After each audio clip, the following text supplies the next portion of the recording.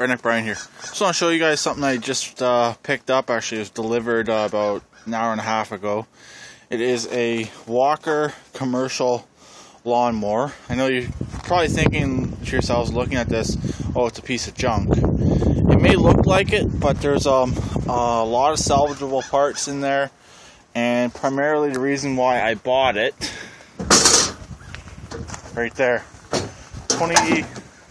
25 horse Kohler V-twin. That is the reason why I bought it. It's been sitting a long time. It has 14,000 hours on it. The motor needs to be gone through. It's stuck right now. They said it was blown, but I put some oil in it and I can't seem to find anywhere where it's blown, so it's hard to say if it is blown or not. But I mainly bought it for the engine. I plan on rebuilding it either for the GT. Sorry, it's really cold out here, and this thing only has really two good tires, and they're both on the left hand side. I had to drag it from my fence all the way back. The guy helped me get it into here. I got it from a YouTuber, so I'm not going to name who it is, but I got it from a fellow YouTuber. And anyways, that's what I got. Hydraulics, I believe, are still good on it. The pump, the drive assembly for the wheels should all be good still, so that those parts there I should be able to sell and recoup some money. This front pan is in pretty good shape as well. The handles to operate the hydraulics are in good shape. They're all here. Gas tank's here, but I plan on keeping that. It also came with an extra block, a good block. It's really dirty. It's going to need to be cleaned up a lot if I decide to use it. But someone had a good idea about pulling the head off of it. I guess they needed the head for this engine or for another engine, so they pulled it off that engine. But it's a good block. It's not blown or anything. This one doesn't seem to be blown, so I'm hoping I can possibly take the crankshaft from that engine, put it in this engine. Pistons from that engine. It has one good piston, one piston I don't know if I'd really want to use or not. Clean it up real good, it probably could be used. Interesting thing about this engine, it's a flywheel accessory driven engine, and it has no crankshaft sticking through on the back side. So it's actually what I kind of need for that tractor, because everything's driven off the flywheel on that.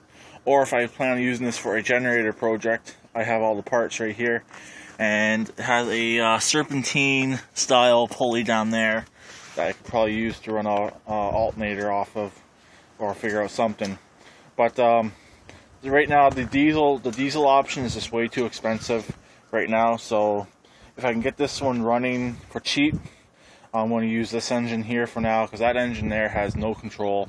It's either fast or slow. There's no really in the middle. I have cleaned the carburetor. It's tired. It's just a tired engine in there. But this one here has 14,000 hours. But being a V-twin, it should be a little bit better, and I like V-twins a bit better anyways. So, and it's also a 25 horse. I originally thought it was only a 20 horse, but I looked at it, and yeah, it's a 25. I was hoping it was a diesel, but because you could get these in diesels, but it's a gas. It's a V-twin horizontal gas. But I have it here. I was originally going to put it where the GT is, but I figured once the snow melts, it's going to be nothing but mud over there, and I didn't want to get this stuck in the mud, considering it does not run, it won't drive. Also, I can work on it here relatively easy. My first job I'm really going to do, since it does not have a crankshaft on that side, I got to try and get the motor spinning. I put automatic transmission fluid in the cylinders. I put some oil in the engine. Nothing seems to be leaking out. I did look underneath. Everything seems to be okay and holding. So if could be even be seized. They ran low on oil, but I got the parts engine. Internal parts are not horribly expensive, so I should be able to rebuild this relatively cheap, or try to salvage the parts off the other blocks. So anyways, this is what I got here to work with, have some fun with. I got it for a halfway decent price. These engines running used go for $1,500, right in and around there.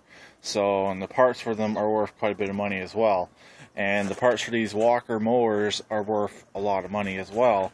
You just gotta find someone who would want the parts and who could use the parts and who's willing to pay for the parts, basically. So I figure out I want to drop that down. I'll protect the hydraulics and the wiring, and this back hatch here, just the grass collector, this goes over and protects the engine. But it was sitting in enclosed shop for a long time. I don't know how many years. And they took some parts off of it for other mowers, but the engine parts are all here. It has the starter, it has everything. Everything's all intact. And one good thing about these motors compared to the opposed, it's a coil per cylinder. And yeah, it seems like lately everybody's running opposed twins on racing mowers, which I don't really see why. Get a V-twin. You do got a lot more power in the V-twin. Me personally, I like the sound of the opposed twin, but nothing beats a V-twin. They got so much more power. I believe the opposed have a bit more torque, but I could be wrong, or the V's have more torque. If anyone knows, let comment in the comment section below. But I know the V-twins do have more power, and they're actually more fuel efficient. So that's one thing I've found with them. They are more fuel efficient. So anyways, that's pretty much it. Here's what I'm going to be working on. Hopefully I can get it running. Like I said, it's either going to be a generator, or it's going in the GT, or it will go in the GT for now, and then it'll become a generator later, as long as I can get it running. So that's the next step, really, is trying to free up the motor. I'm going to let it sit with the transmission fluid. It's really, really cold. So, and see what goes on from there. So I'll talk to everyone later. Please keep it redneck like always, and please subscribe and comment.